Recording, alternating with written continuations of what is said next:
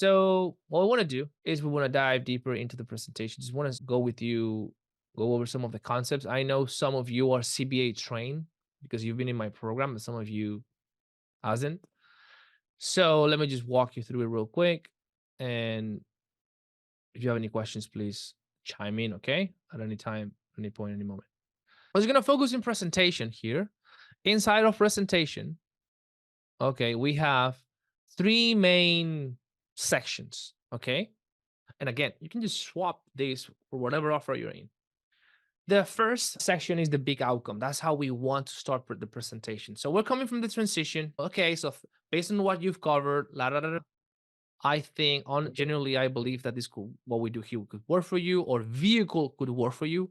Appointment setting could work for you. Amazon FBA could actually work for you because XYZ ABC. You connect the dots based on everything you found in discovery. So then we go. So from here, I can walk you through the entire process A to C, and you can ask me questions along the way. Or if there's anything specific you want to ask me first before getting into the process, totally up to you. We give you the illusion of control, and then they will just go, "Hey, let's go through the process 100%. Well, cool. Do you have something to take notes with? Yes, I do. Awesome. We always make them take notes because the slide deck is their notes. And then we go, cool. First thing I want you to write down. You make them just write stuff down. Yeah, that's it. It's the first thing I want you to write down. Let's start with the outcome in mind. That's the big outcome. That's the first section. Starting with the outcome in mind, right? Let's start with the outcome in mind. I want you to write down 3 to 6 months.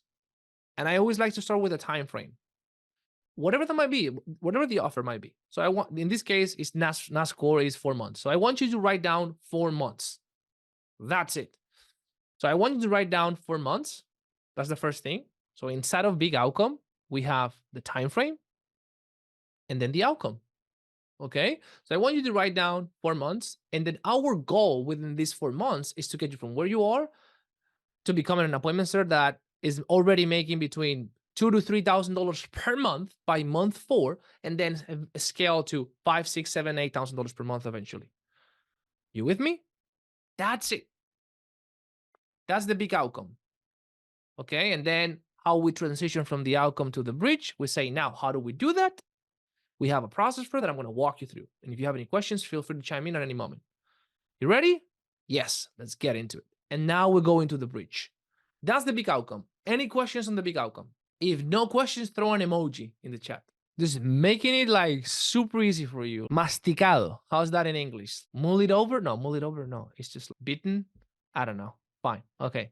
So we have a lemon over here. We have hands, a muscle. Awesome. Great. No questions.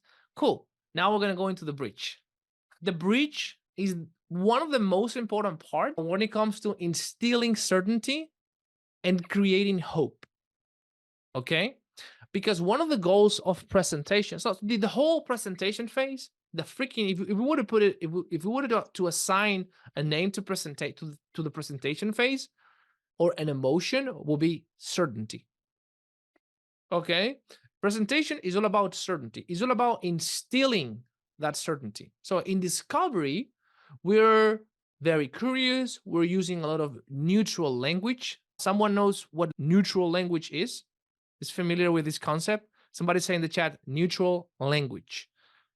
Do you guys know what that concept means? Yes or no? Just chime in. No. No. Who knows what neutral language is? Who knows that? Chime in. So sorry, go ahead.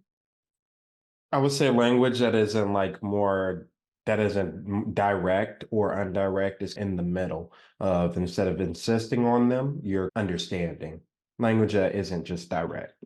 It could be, but not necessarily, because you can be direct and at the same time utilize neutral language. So specifically, like the technical term for neutral language is language that diffuses sales resistance, that is there to prevent, diffuse, and specifically prevent triggering sales resistance in a conversation. Is that kind of language. For example, typical example to understand neutral language. Someone hops on a call and closer says, cool, man, fill me in. Like, why are you looking to become an appointment setter? What brings you to the meeting? First, like, you're running at the risk of that assumption backfiring on you and saying, I'm actually not looking at becoming an appointment setter. I was just looking to find out more information. Now you're triggering sales resistance. Now you're triggering sales resistance. So that is the opposite of neutral language. Neutral language will be utilizing words like possibly, considering, potentially, maybe, looking, but possibly looking for, what has gotten you into this mood of looking, possibly looking at. All of these sort of like uncertainty based terms, because we want to stay away from being assumptive. In discovery, in the discovery phase. So it sounds like you've booked a meeting to talk about possibly becoming an appointment setter. Yes, possibly. Yeah. Cool. You see what we're doing? If we just go, it sounds like you book a meeting because you want to become an appointment setter, right? Oh, no, I haven't made that decision yet. You're going like 3 steps forward. You see how you're triggering sales resistance? Or for example, when you're doing either vehicle positioning questions or mentoring positioning questions. And why are you looking to work with a mentor? What's the main reason? I'm not looking to work with a mentor. I am just exploring my options here. So we need to use neutral language there. So I guess what has got you considering like working with a mentor instead of just trying to figure it out on your own, just so I understand? Or what's the main reason behind potentially looking to hire a mentor instead of potentially, right? Is the use of these terms. You guys with me? Allows you to keep sales resistance out of the conversation. Very neutral. But that is in discovery. Because in discovery discovery phase is the phase where the person is more open and receptive and suggestive to have a different point of view, to change perspective, because it's just the beginning of the conversation. There's no product, there's no sale involved. So if we use neutral language, we're going to leverage that openness, and we're going to be able to get all the information that we need in that stage, which is the goal. The goal is just to get the right information and pull out the right emotional buttons, because here's where the sale is made, in the discovery. Yeah. When we transition into presentation, all the neutrality, all that possibly, potentially, maybe, blah, blah, blah, blah, blah, all of that is gone. We leave that behind. Okay. And now we're stepping into the presentation phase, is all about certainty. So I don't want to see you presenting, or for example, here in the bridge, doing upward inflecting sentences. And then what we do in phase 1 is we get you certified. And then what we do after you learning all the skills and all these things, you see how I'm upward inflecting all the freaking time. It's just crushing my certainty. It's just obliterating my bridge. It's not helping me instill certainty just by doing upward inflecting tone in presentation.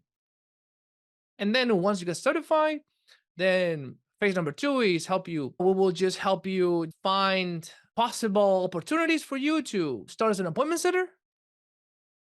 You see how horrible it sounds and how uncertain it sounds?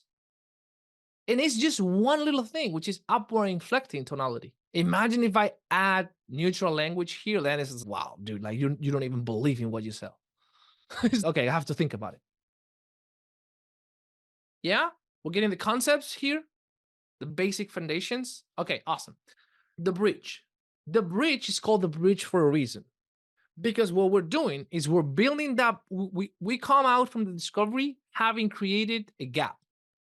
Yes or no? Somebody throw gap in the chat, just so that I know you're following me and I'm not going too abstract. Okay, there you go, Kendall. Rocking, amazing. So we've come out of the discovery having built a gap.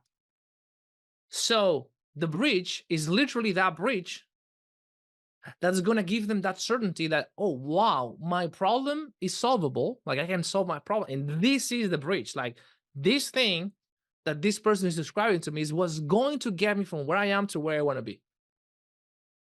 That's what's called the bridge. And typically, what I advise everybody the majority of the offers, is to create your bridge with maximum 3 pillars. 3 pillars, 3 phases, 3 steps, however you want to call it. Doesn't matter. Okay. But it has to represent a map. So that's what we call pillar, steps, phases, because it has to visually represent a map. Visually represent a map. So a lot of times you might want to tell your potential customers, write 1, 2, 3 from left to right.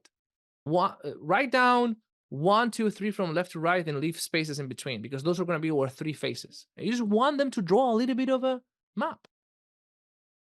Or write a timeline that goes from 1 to 3 steps, just so you have a full picture. You're literally creating a picture for them, literally. Okay? And then we're gonna go with our three phases. You can make 3, you can make 2, you can make 4. Ideally, 3 is a magic number. It always works. That's what I always recommend. That's why we have 3 phases. Okay? And then there's a specific structure in the bridge. We'll go more into details. I just want to cover the main 6 sections, but there's a syntax for the bridge. There's a syntax in which how you communicate the bridge. And also there is a time constraint between the big outcome and the end of the bridge. Very important. And that time constraint is 7 minutes. So the moment you state the big outcome and you finish the bridge, you cannot go longer than 7 minutes. Obviously, there's going to be situations where they're going to ask you questions. That's okay. And you might go to 8, 9, 10 minutes or so. But if you do a good job, you will just prove that question, give the proper answer, which is going to be short, nice, and concise, and you guys are going to keep going. Okay? And you don't want to rush it. As I'm not saying, 7 minutes, I have to just speak faster. No, it's and this is the goal at a technical level. This is the goal for the bridge. You should be able to communicate ideally 1 to 2 key ideas that sells the bridge. 1 to 2 key ideas that sells the bridge. So it's 3 pillars, but you really only need to sell 1 or 2 key ideas that makes this bridge. That's why I haven't been able to crack this out. That's why what I've tried in the past didn't work. Oh, got it. Because the goal of the bridge is to sell them on 1 or 2 ideas. Okay. And once you do that, it creates hope in the mind of the prospect. Creates hope that there is a way to fix this issue. One of the things that I learned from direct response marketing, because this is all based in direct response, is that the bridge, and I learned this from CG, by the way, and he learned it from direct response, is the bridge should be the simultaneous explanation of why we are unique, but at the same time, why everything they've tried in the past hasn't worked. Both things at the same time. So why this is unique and different, and at the same time, why everything they've tried in the past hasn't worked. When you're able to communicate 1 or 2 ideas that way, there's like you unlock this aha moment in the brain of the prospect, everything clicks for them, and you create the emotion of hope. Damn, that's why. That makes sense. Whatever that might be, okay? And in our case, we're leveraging the phase number 1, the right skills, battle tested, proven, and phase number 2, the placement. We're connecting the skills with directly the opportunity to just land a position, which is very unique. Go ahead, Ronan. I was just going to ask for an example on how you would do it, but I think that answers my question. Like I raised my hand before. Okay. You can give me any industry. I will just create, I will just give you an example of how I can just sell you an idea, because I've done this in multiple industries. For example, let's just go Airbnb. Let's say we're selling an Airbnb offer. It's 10K. We'll just teach you how to launch your Airbnb business. So for example, the first phase, it can be the business model, the high luxury model. So I'm just selling someone who wants to get an Airbnb. So our first phase and the way why we do work so well with so many units is because we have a high luxury model. What does that mean? Yeah, that means is that instead of us like just going blindly for the most crowded units where there's like a lot of influx, there's a lot of market, and just picking up any apartment or any kind of unit and just try to make a return out of that, we do something different. And the reason why that approach doesn't work is number one is what everybody does. Number two, it crushes your margins. That's why we don't use that approach. What we do instead is we just focus on the areas that has the highest influx, but not of the regular masses. We look for the highest influx of wealthy people. So we don't look at regular people. We look at where the wealthy people actually want to go travel and spend their time and experiences. Where is that? And it turns out that this is like there are specific spots for that.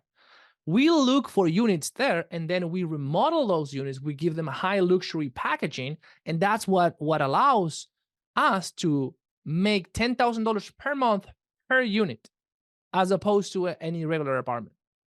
That's the main key that makes everything in our model be a game changer. Otherwise, you're just putting all this effort into just build or launch 1, 2, 3 units but you're building everything in a foundation of sand. Does that make sense? Oh, wow, got it. Now I understand why you guys make so much profit with so few units, because you just focus on high-end packaging, luxury, but you can just charge 5, 6 times what the regular average person normally wants to pay in Airbnb because you're going after a different market. Yeah, that's exactly what we do. So we'll show you how to engineer this model, how to find the properties in the exact same places by going after the highest profitable clients in Airbnb, which is these people that are willing to pay $700 to $1,500 per night. Oh, fuck, damn. Boom, that's idea number 1. I just told you on that. Like, that's why what I was trying to do didn't work, because margins was, it's just that. And I can just give you any other example. Right? So that's the bridge. And the bridge just needs to communicate 1 or 2. Like, you don't have to overwhelm the person, right? So for example, for us, it's just, okay, so first number 1 is to arm you with the appointment setting with, for example, and we're gonna go through the scripting, no worries, in a moment. But it's like phase number 1 is to turn you into a highly skilled appointment setter, where we're gonna give you the actual battle tested skills that we not only use with our setters that are responsible of 1 to 3 million per year in sales, because 90% of all of our sales come from appointment setters, but also is the exact same skill that we teach to our clients, and they all combined, they've done more than 10 million in the last year alone. All our clientele, everything that you're learning is already proven and battle tested in the market. For example, it's just like a very basic idea, but for someone for a B2C market, someone who has never been in this, we're just leveraging authority. Oh, wow. Okay, like this is proven, it's battle tested. That's the idea you're selling them.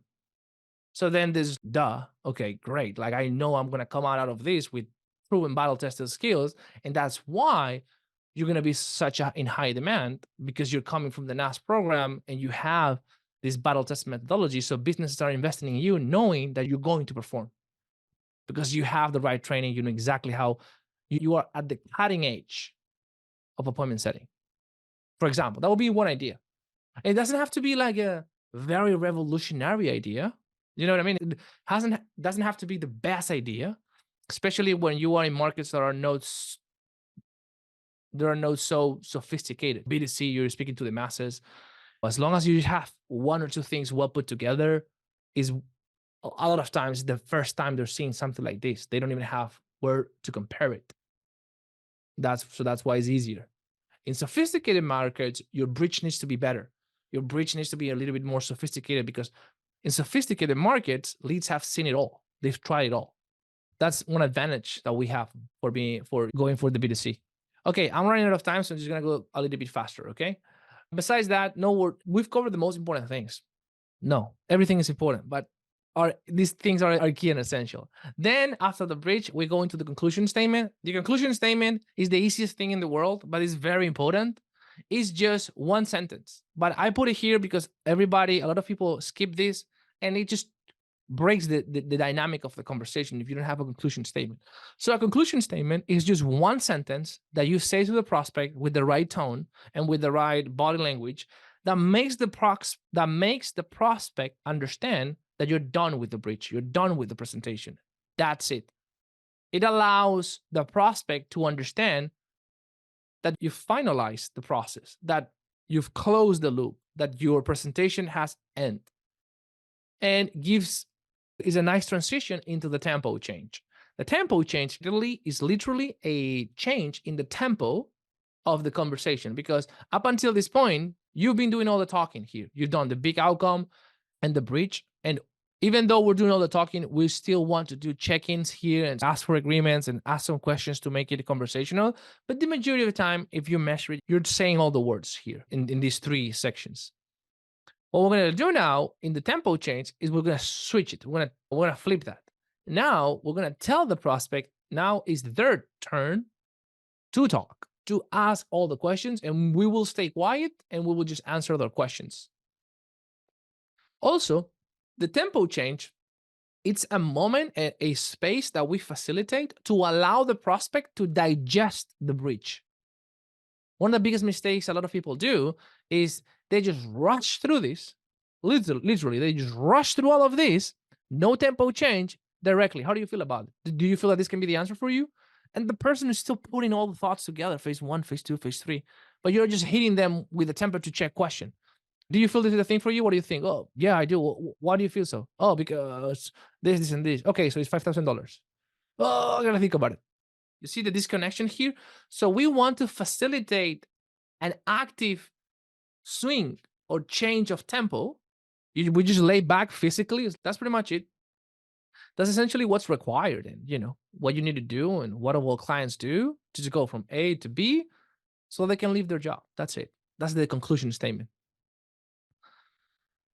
And we just give a hard and gentle 3-4 second pause, silence.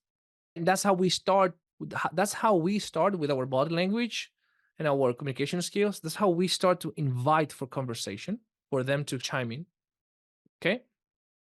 So here in the tempo change, they digest the bridge. They start asking questions. It's very important that you know how to respond to the questions they ask. And then what will happen naturally is that the majority of the times is that their last question will be the price question. They will start asking questions. And once they have all the pieces together in their brain, automatically the prospect by themselves, they will ask their last question, and the last question is going to be the price. And once they ask you the price, you go, we can definitely go into that in a moment. Quick thing, price aside, any questions on the process? First thing, let's just clear up everything on the process. Take your time. No, all good, cool. Before we go into the investment, not the price or the cost, the investment is an investment. How do you feel about LADA? And now with the temp check. The temp check is one of the most important parts of the process because it's your last chance to prevent objections and to catch objections before you drop the price. Because the moment you drop the price, everything changes. Now the price is involved. Now we enter a situation where fear is going to kick in. They have to commit. They have to make a decision. Everything you say or everything, like it has a lot of, the price drop is an element that creates complexity in the process. So you want to make sure you take care of every single objection before the price drop. And that's why the temp check is very important. A lot of people downplay the temp check. A lot of people, they just go, oh, I just have to do the temp check. And they just do the temp check for the sake of doing the temp check because they've been told to do the temp check, but they don't actually utilize it. They don't actually leverage the power of having gone through the entire process and really working on getting full certainty. So what happens is they just vaguely do the temp check, they price drop, and then they just get they get objections when they could have prevented it in the first place. So they're not really utilizing or leveraging the temp check. And it's one of the most beautiful and amazing creations in high ticket sales, because for the closer, it really allows you to understand where is this person in the process, whether this person is in a buying state or not. Is this that gives you everything? Is the last check before the price drop? And if you master the temp check, one of the things that you will have that is amazing is that at the end of the call, you will know exactly if you close the person, great. But if you don't, you will know exactly why that person didn't close. Go ahead, Nick. What do you got? Could you give an example of a good temp check or role play real quick? So the temperature check question, there's no main ways to do it. You have the how do you feel or the scale of 1 to 10. It's either or. Doesn't matter. I like to go with, cool, before we go into the investment, based on the process and everything we've covered, Nick, do you feel that this is it? That this process is actually the springboard you're looking for that's going to get you out of the grocery store? Or how do you feel?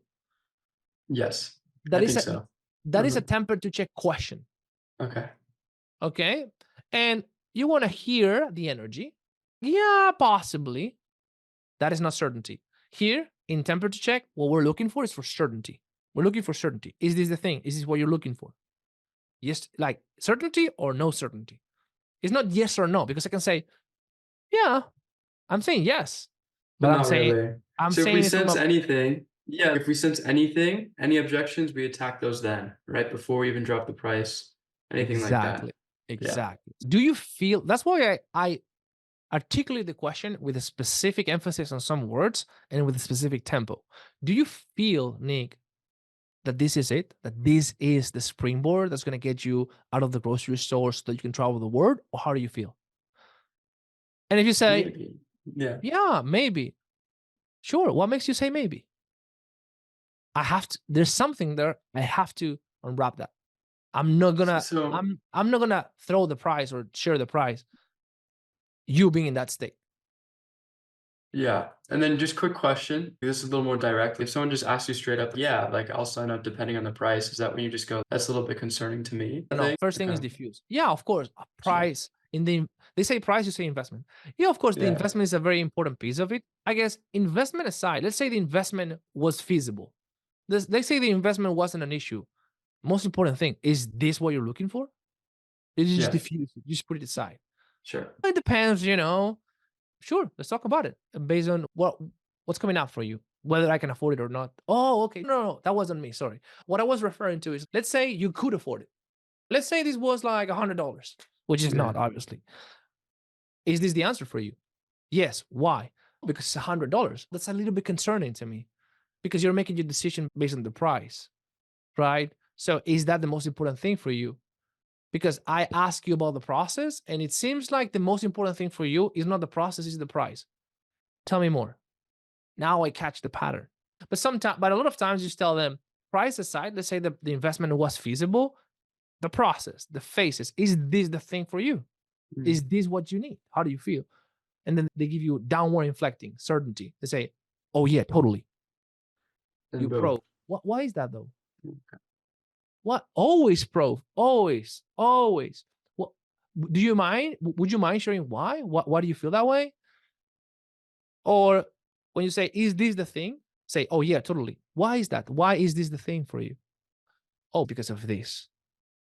That will be Yeah. the first tie down. I like to do a second tie down, which is, which part of the process do you see benefiting you the most? The coaching, the accountability. Why is that? Oh, because I need blah, blah, blah, blah, blah. They're just selling themselves more into the process. Go ahead. When I'm doing the tie down and asking them how they feel about it, they like it's not as simple as what like most of the calls. It's not as simple as, hey, I feel like this is the one for me. Like they say, yeah, absolutely, and then they go on and on. Yeah, I really like phase one, how it tells me the skills, and then the job opportunities. Like they go through that all on their own without me Perfect. probing. And that's great. And That's then great. I don't need to go any further than that. It's just getting clarification. Yeah. Do you feel da da da da da da? Oh yeah, totally. Because X, Y, Z, A, B, C, blah blah blah blah blah blah. And then you just listen for the energy wave. It's, oh man, like this guy's certain. It's like totally, I'm doing this. Then you just go and just price drop. Yeah. It's just an energy read. It's like an energy read. It's not the words. It's the energy. Okay. And if you don't know, if you're still a little bit hesitant, you can do a triple or fourth tie down, getting a sense of urgency. Okay, so when are you looking to get started with this? So I'll just put an example. Do you feel that Lara? How do you feel? Yes, I do. Do you mind sharing me why? Oh, because X, Y, C, A, B, C. Got you. That makes sense. Any part of the process that is the key to the castle for you specifically? This part. Why that part? Oh, because I need accountability. Da, da, da, da, da. I love to have someone always on top of me. Got you. And let's say that for whatever reason, I don't believe the guy. For whatever reason, I always go, okay, cool. And I guess like, when are you looking to get started with this? Like, what are your timelines? That's it. As soon as possible, like right away. Okay, cool. Awesome. So let's go into the investment then. Boom. Let's go into the investment. Okay. But I'm not going to let that guy go into price drop if I don't have them locked in with certainty. It's just not going to, the sale is not going to happen. It's just not. Okay, awesome. So that is the temp check. And then the last thing, and we'll just wrap it up, is the price drop. The price drop, it might seem something that doesn't require any kind of thing. So, oh, we just state the price. But it's like, no, there's like a couple of things. There's number one, is that if you believe it's a lot of money, you're going to cast that with your tone. If you don't see the value, that's going to go with the words, with the way you share the price. So if you believe, fuck, this is freaking expensive, I don't know how people pay for this. If that's what you feel, you're going to say, cool. And then the investment is $9,800. And you will start over justifying. You will start doing all this like weird stuff because you don't believe it's a bargain. That's one thing.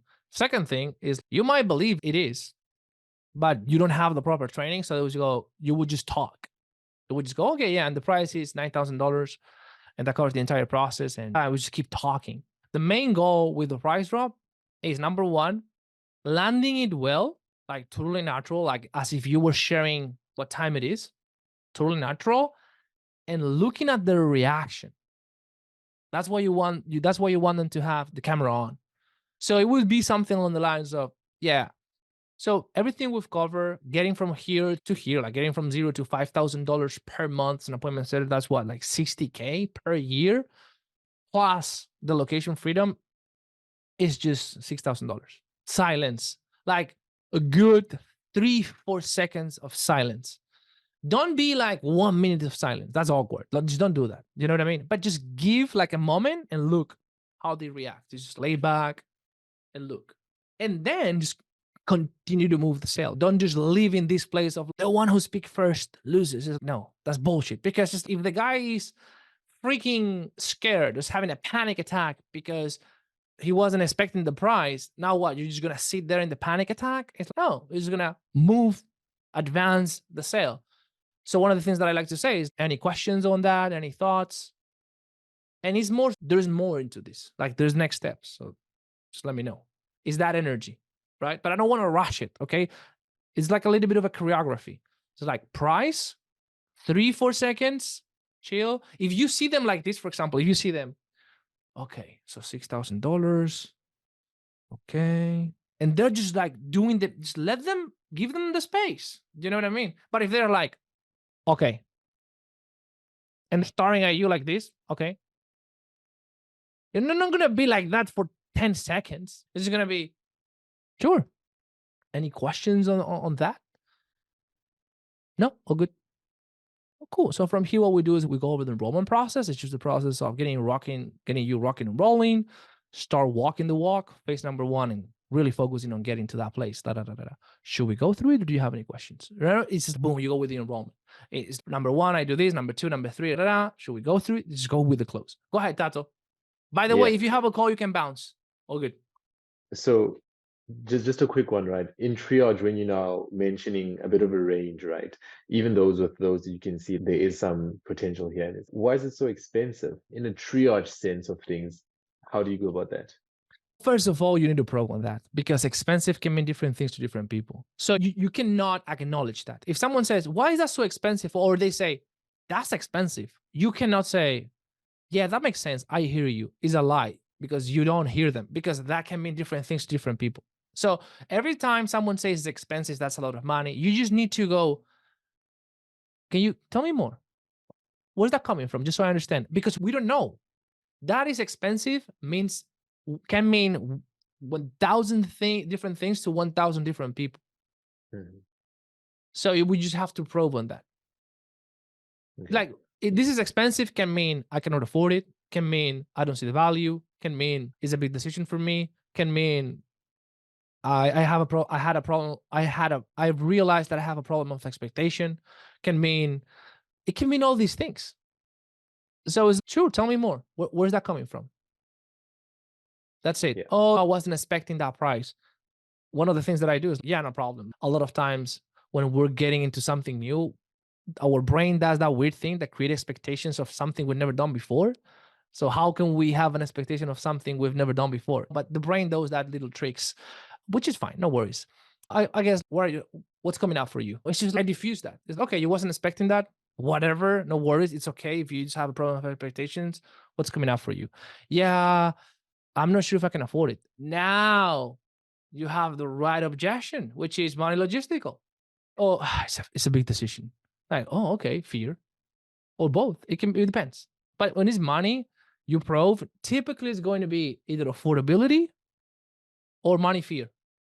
Or both. But that expensive that I wasn't expecting that's always something that first thing you need there is probing. Just prove. Just prove, you will just get more clarity. Yeah, that's super expensive. And then just go, sure, what's coming out for you? What makes you feel that way? Oh, and then they might just say, oh yeah, I was just looking for a course. Yeah, of course, it's expensive for a course. It's like, there's no worries. And then you talk through it. Okay, so then you're not really looking to get hands-on help or anything like that. You're just like looking for the manual, right? Yeah, so I guess what's preventing you from going into YouTube and not even have to pay a dime, just doing it for free there? But Tato, you shouldn't get that in the qualifier. If you've done the vehicle positioning and the mentoring position, you shouldn't get those reactions because you're just like preventing all of that.